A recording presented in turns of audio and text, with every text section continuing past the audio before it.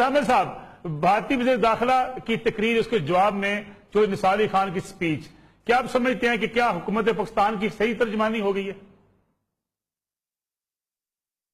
دیکھیے نصر اللہ، ابھی میں آپ کے مہمان جو انڈیا سے ہیں، میں ان کی بات سن رہا تھا، اور جو ہمیں ہمیشہ سے بتایا گیا ہے ان کے بارے میں کہ یہ منہ میں رام رام ہوتا ہے اور بغل میں چھری چھپائے ہوئے ہوتے ہیں، یہ اس کی ایک کلاسک مثال مجھے اس وقت سننے کو ملی ہے۔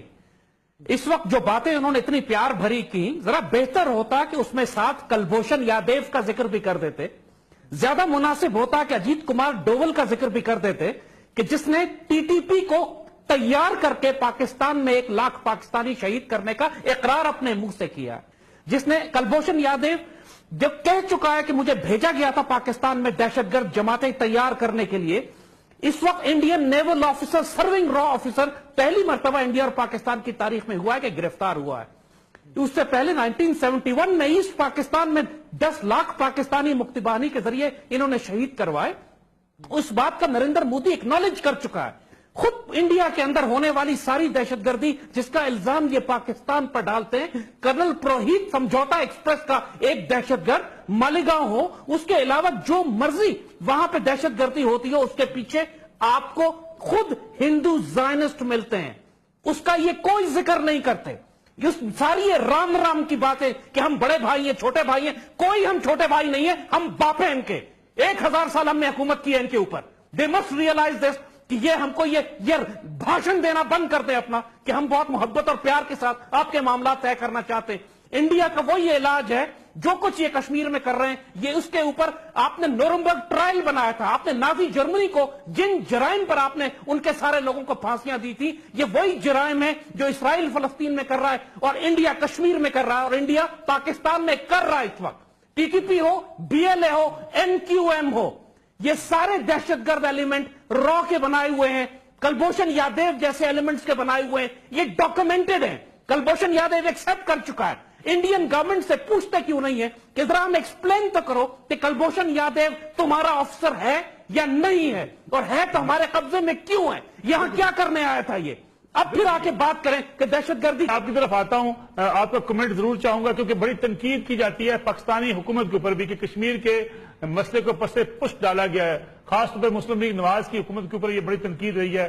پچھلے دنوں وزیر اعظم نے مظفر آباد میں جا کے بڑی سپورٹ کی کشمیر کی، اور کشمیر کے اندر جو وانی کی شہادت ہوئی اس پہ بھی انہوں نے اس کو مجاہد قرار دیا اور کچھ نعرے لگوائے۔ آپ کو نعرے سنا دوں پھر آپ کا موقع اس پہ لیں گے۔ نواز شریف صاحب نے مظفر آباد میں جا کے کیا کیا تھا، دکھائیے گا زید احمد صاحب کی طرف بڑھنے سے پہلے۔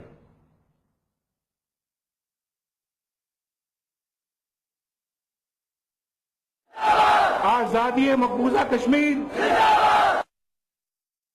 زید احمد صاحب، وزیر اعظم پاکستان نے از خود نعرے لگوائے، کیا آپ کو کوئی پالیسی اب بہتر ہوتی نظر آ رہی ہے کشمیر کے حوالے سے حکومت پاکستان کی؟ نصر اللہ، حکومت پاکستان کی کشمیر پالیسی تو آپ کو فضل الرحمان میں نظر آ جاتی ہے، جو کشمیر کمیٹی کا سربراہ جس کو بنایا ہوا ہے، جو ایک پرو کانگریسی پرو انڈیا ملا جس نے بیڑا غرق کر کے رکھ دیا، جہاد کشمیر کو تسلیم نہیں کرتا، اس کو جب کشمیر کمیٹی کا ہیڈ لگایا ہوا ہے تو اس سے آپ اندازہ کیجئے کہ ان کی کشمیر پالیسی کیا ہے۔ دوسری جانب یہی نواز شریف ہیں جو کچھ عرصہ پہلے تک جن کا ایمان کا یہ حصہ تھا کہ یہ لکیر بیچ میں آ گئی ہے، اصل میں تو ہم ایک ہی قوم ہیں، آلو گوشت کھانے والے دونوں طرف سے، اور ہمارا یہ نظریہ اور عقیدہ جس کی جڑ انہوں نے جس طرح کاٹی تھی، اس کے اوپر استغفر اللہ قائد اعظم اور علامہ اقبال کی روحوں کو جو اذیت ہوئی ہوگی اور ہمارے شہداء کے ساتھ جو خیانت انہوں نے کی۔ آپ بار بار یہاں پہ یہ بات ہو رہی ہے کہ قربتیں کیسے ہوں گی پاکستان اور انڈیا میں، کشمیر پر بات کس طرح ہوگی۔ یہ بات ذہن میں رکھیے گا کہ بڑی قومیں صرف اس وقت کنسیشن میں آتی ہیں جب وہ دباؤ میں آتی ہیں۔ جب 1947 میں 48 میں کشمیر ان کے ہاتھ سے نکلنے لگا، اس وقت شاہ نہرو بھاگا ہوا گیا تھا یونائٹڈ نیشن، ورنہ اس کو خطرہ تھا کہ باقی کشمیر بھی، اس کی سری نگر بھی اس کے ہاتھ سے نکل جائے گا۔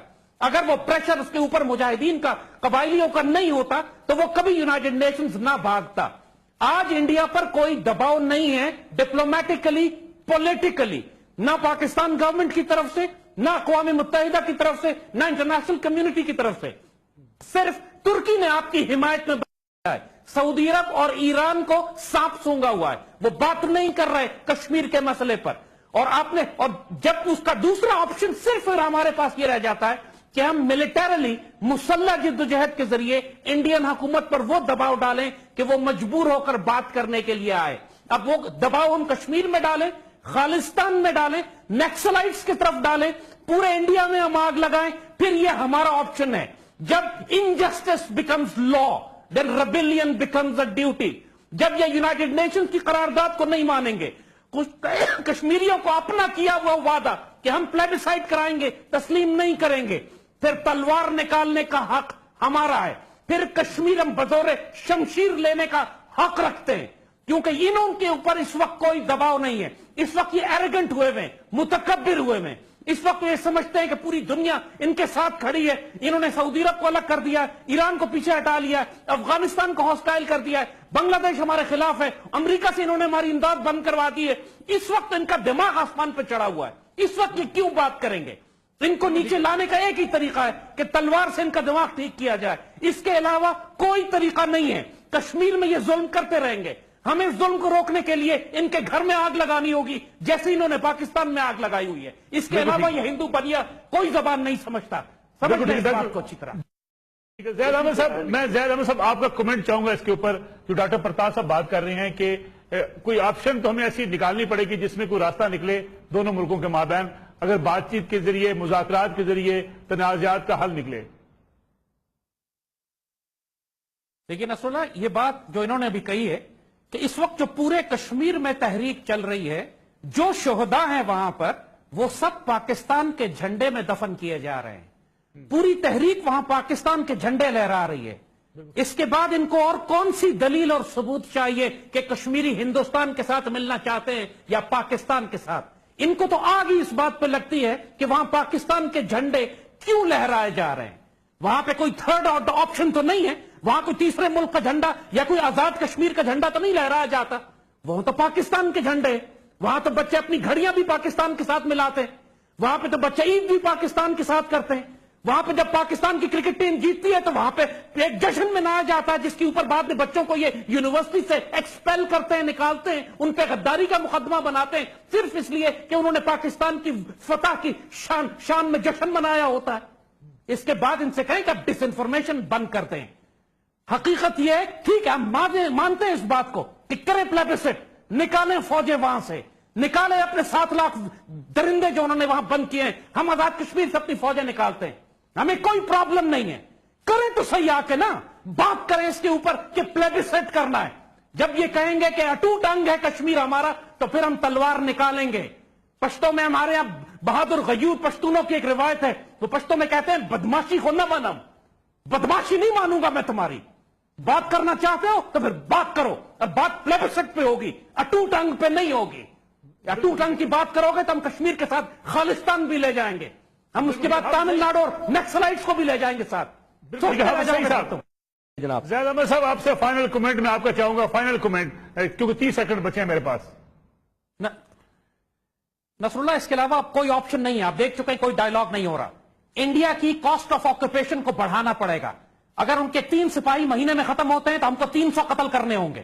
کشمیری مجاہدین کی اب کھل کے مدد کرنے کی ضرورت ہے. لانگ رینج ویپن, سنائپرز, آئی ای ڈیز, اب وہ سارے ہتھیار جو ٹی ٹی پی پاکستان کے خلاف استعمال کرتا رہا ہے آپ کشمیریوں کو دیں. انڈیا کی کاسٹ اتنی بڑھا دیں کہ پھر یہ مجبور ہو کے آپ کے پاس آئے, جیسے 48 میں بھاگتے ہوئے UN گئے تھے, پھر یہ آئیں گے بات کرنے کے لیے. اس کے علاوہ اور کوئی طریقہ نہیں ہے. انڈیا کی کاسٹ بڑھائیں. زید احمد صاحب بہت شکریہ.